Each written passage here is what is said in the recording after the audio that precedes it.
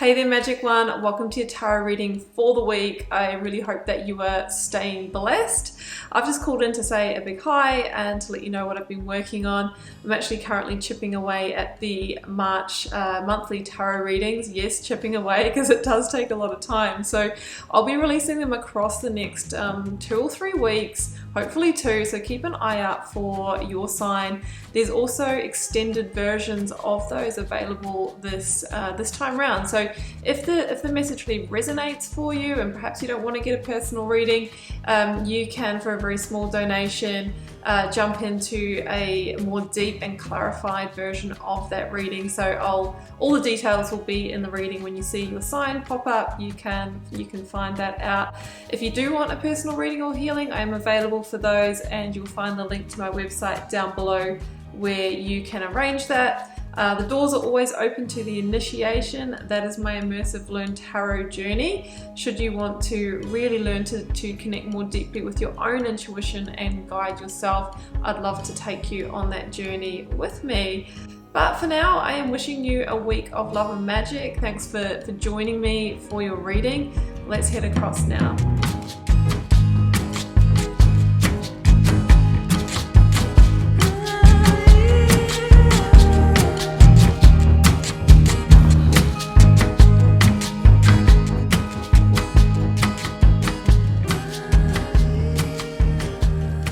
Taurus, welcome to your tarot reading for February 28th to March the 6th. So let's see what may be on the cards for you.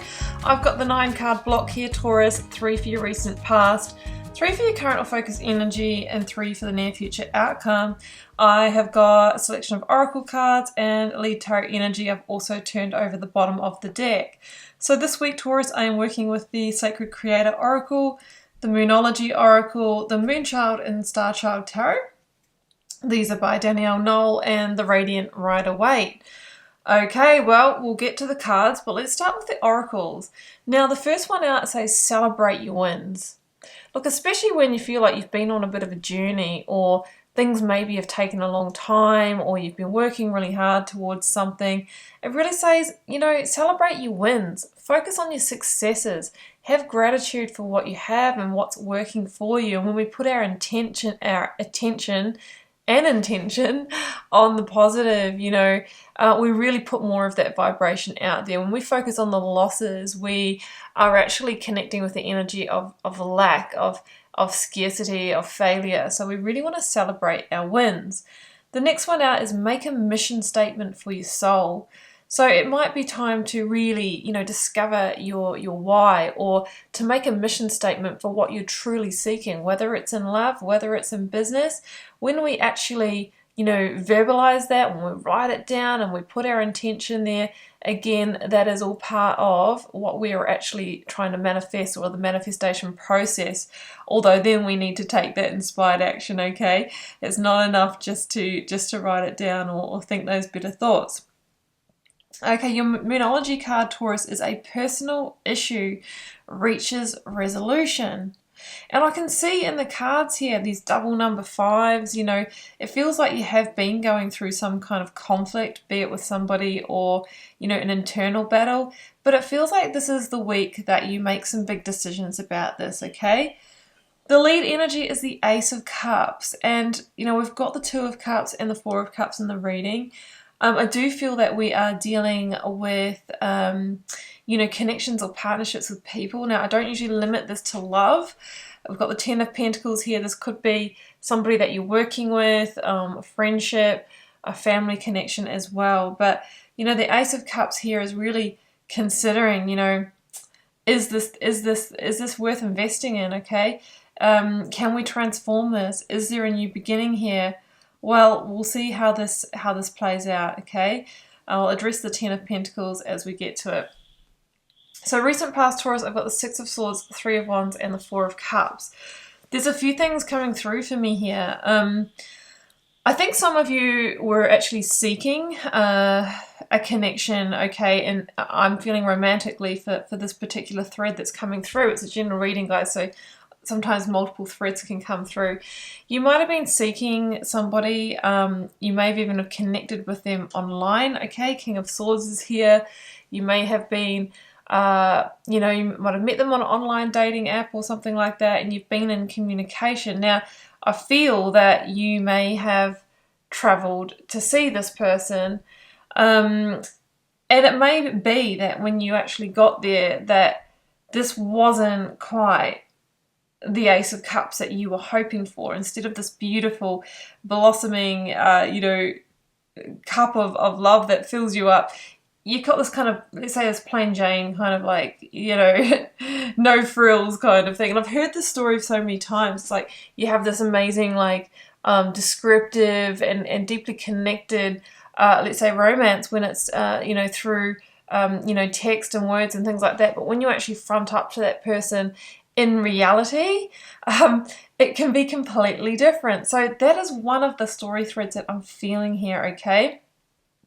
For others of you, there's this thread coming through of dissatisfaction in a current connection or relationship, friendship, business partnership, whatever it is for you. The Four of Cups is somebody who has already disconnected emotionally. Now, that could be for multiple reasons. It could be that, you know, you feel like you've outgrown the connection. You feel like you're not getting your emotional needs met, that it's just not really meeting you in terms of a, you know, a deeper spiritual kind of love, you know, level. So I'm feeling that. And sometimes there can be boredom. I know that sounds really bad, but that can be when we've outgrown a situation. The thing about the Four of Cups is it's an energy of like, well, I'll disconnect and I'll just kind of numb myself, but I'll stay in the situation. So I think you might have done that for a period of time, but now this kind of dream is arising within you that there is something better for me to create for myself. I see the Three Cups, we've got the Three of Wands, and that's the number of the Empress, right? And the Empress says it's time for you to move towards what is really on your heart, what you're really wanting from your connections. And of course, we might need to clear the slate in order to invite that into our life. So I think you've begun seeking Three of Wands, and you're kind of thinking, well, if I put this behind me, you know, maybe that's where my true successes lie. And I think that you are getting ready to take the action of moving on, of ending things here.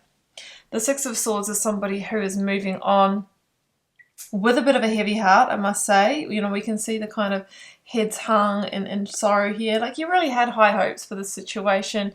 You might have invested a lot of time, effort, and energy. But at the end of the day, you know, things don't always work out.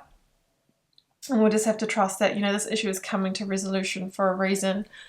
So Taurus, in the current or focus energy, I've got double fives, Five of Cups, Five of Wands, and the Two of Cups. So the Two of Cups indicates, yeah, that we are dealing with this partnership and everything. But at the center of the reading with the Five of Wands, it's like there is conflict here. And it could actually be conflict in the connection, but it could be that you're just feeling internally conflicted about what to do here. It's kind of an energy for me of, you know, you've invested energy into this, but it's unproductive in some way. Like, you're not getting back what you want from it. It's just sort of a bit of a loss, right?